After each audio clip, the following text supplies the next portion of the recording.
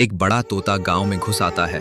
तभी एक बहादुर किसान तोते को रस्सी से पकड़ लेता है और फिर तोते के ऊपर बैठकर गांव में घूमने लगता है। फिर तोते को बहुत सारा फल खिलाता है, उसके साथ सारा दिन खेलता है और तोता किसान को अपने ऊपर बैठाकर खेत ले जाता है। किसान तोते को जिम भी करवाता है। एक दिन तोते का पेट दर्द होने लगता है और किसान उदास हो जाता है। तभी तोता एक बड़ा सोने का अंडा देता है और अब तोता रोने लगता है क्योंकि किसी ने लाइक और सब्सक्राइब नहीं किया।